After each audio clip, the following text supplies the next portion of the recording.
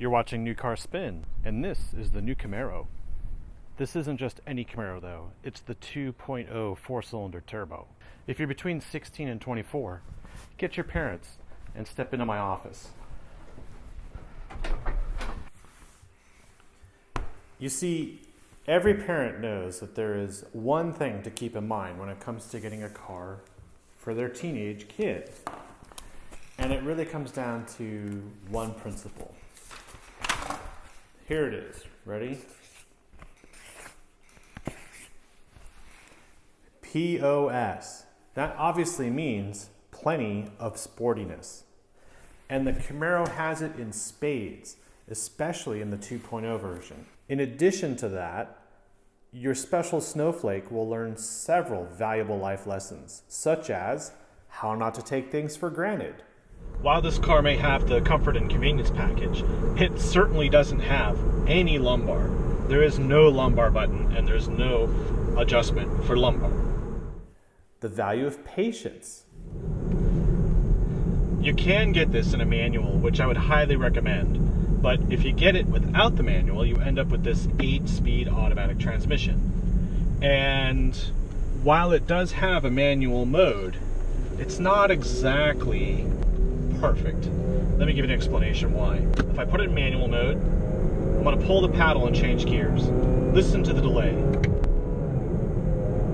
That's the gear change. It almost feels like a second and a half.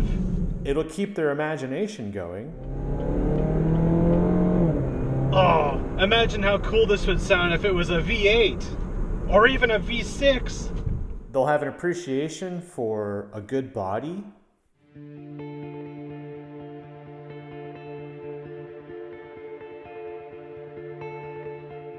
They'll definitely understand and enjoy yoga. And let's not forget the safety aspects that are built in to this Camaro. GM has baked in a great technology base for cell phones with Apple CarPlay, Android Auto, and wireless phone charging. They got you covered. And that's real important to note. And with integrated texting capabilities, you know that your child's not going to text and drive. Here's the thing. The vehicle has OnStar, so you're going to have a safety blanket no matter where your child goes. With OnStar, if anything was to happen, help is on the way. So with all that parent crap out of the way, let's talk about how fun this car is. So here's the window sticker. The price on this one is $39,000. This one actually has a lot of options on it. So the base price is $29,800. But all the options add up to $8,295. You want to hear what the four-cylinder sounds like when you start it up? That's it. Now, speaking of a four-cylinder, this may sound like a puny, weak, disappointing engine. And you know what? If you're 24, it kind of is. I think you should get the V6. But this four-cylinder actually produces more torque than the 3.6 V6. So be careful what you wish for, because this may only have so much horsepower and so much torque, but there is a sweet spot, and that's right there between 3,000 and 5,000 RPM. So when you're really looking to move in this car, put it in manual mode and shift 4,000, 4,500 RPM, and you hear this nice, crisp wail from the exhaust, and it's that forced induction that's being blurted out, and it sounds great.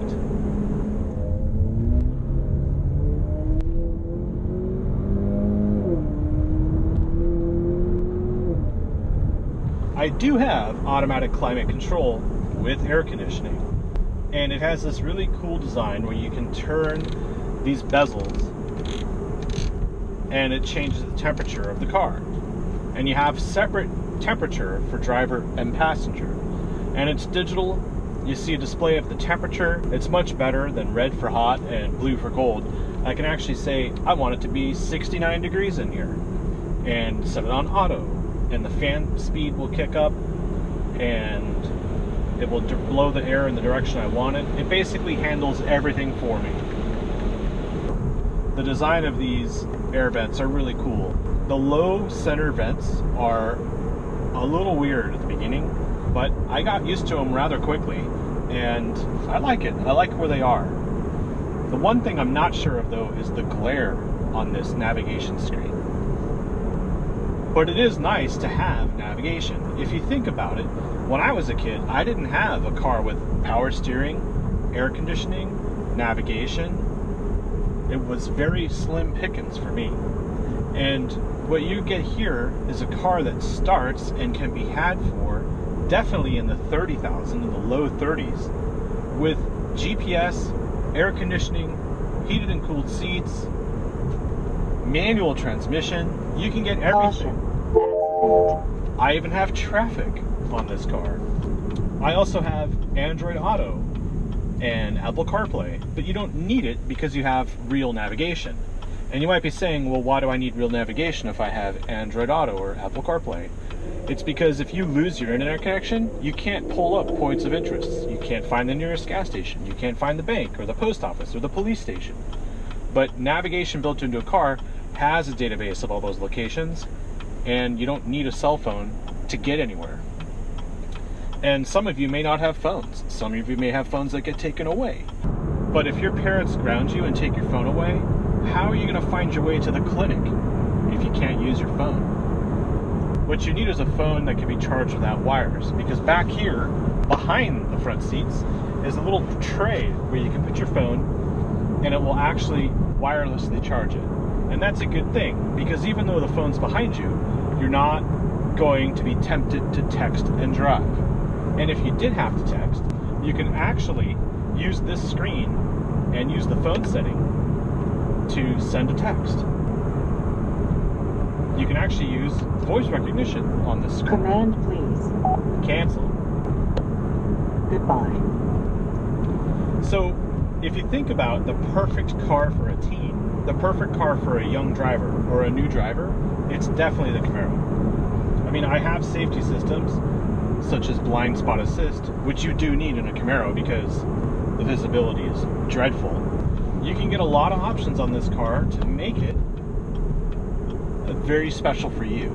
I mean, this one has the RS package, and it has the front row brakes, and it has a lot of all show and no go, but I think if you just went for a subtle look and you plasti dipped everything to go murder it out, you might have more fun. You may think this is a pokey little car simply because it has a 4-cylinder engine, but with the power it puts out, it's actually more powerful than the new Audi A4. That's right, more power than an Audi. And something else this has that an Audi doesn't, I actually have Pandora connectivity. So right here, I hit Pandora, it connects to my phone via Bluetooth, and I can control Pandora. I can actually rate songs and change stations right through this touchscreen. That's something no Audi can do at any price. The only thing I would say is this: I don't like these seats. These back seats aren't real back seats, but that's okay. You can always fold them down and throw some long stuff in the back, like maybe a surfboard, but definitely you can get your snowboards back there, or your skateboards. You can fit a lot of stuff back there if you can get it through the trunk opening. And that's why this car is so cool, because it's very unique, very dynamic. And of course there is this love-hate camp between Mustangs and Camaros. But you know what? I actually like both of them, because you can actually get a stick, rear-wheel drive powerhouse, and it doesn't matter what version you have or how powerful it is. When you get behind the wheel of one, life doesn't suck. I mean, literally, I have heads-up display. I have this awesome instrumentation in front of me that's customizable completely.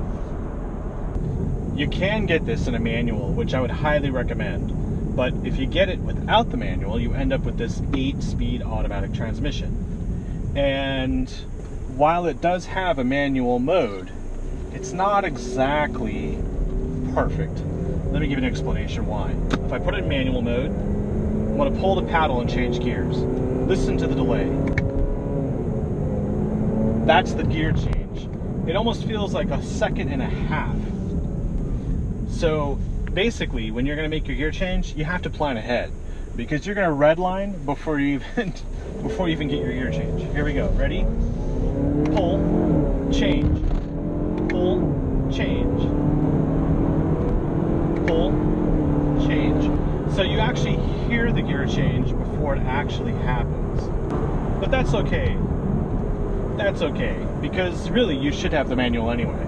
And if you do have a manual, basically what your parents have done is the right thing, because learning on a manual is the best way to go for your first car.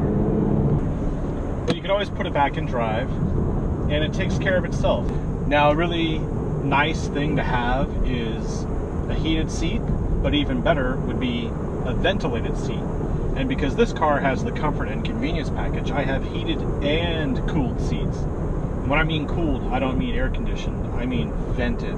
So you press this button here, and you actually get vents that turn on and blow air right through the seats. It's nice to have in a sports car, and it's nice to have in Texas. So even though I'm not a full fan of that comfort and convenience package, I do like the lighting, because at night, this interior pops.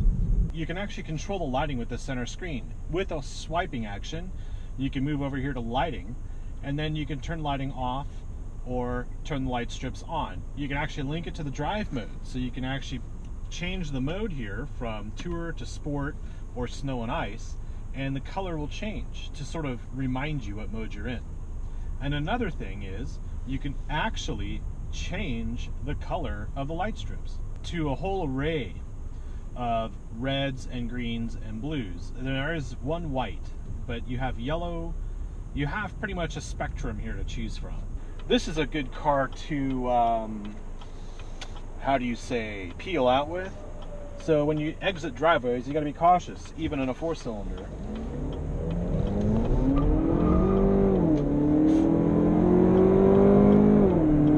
Even with a 4-cylinder automatic.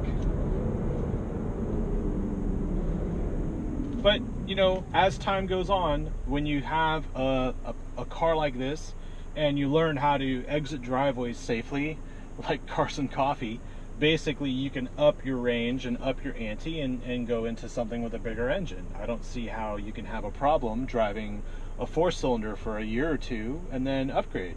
Although, I don't know why you'd upgrade, because this car isn't that bad. If you can hone your skills on any sports car, new or used, especially with a manual, I approve. I highly approve. You have to get your skills down, and this is where you start. Now, I'm not saying I'm the best driver in the world, but getting behind the wheel of a Camaro and experiencing it like I have for a week, you really do get rewarded with driving right, because everything feels right. It's like a good golf swing, or a good batting swing, or a good tennis swing. When you hit it just right and you get it right in that sweet spot, that's how this feels. It doesn't matter to me what you drive. All I have to say is, if you really want one, tell your parents I approve. Thanks for watching.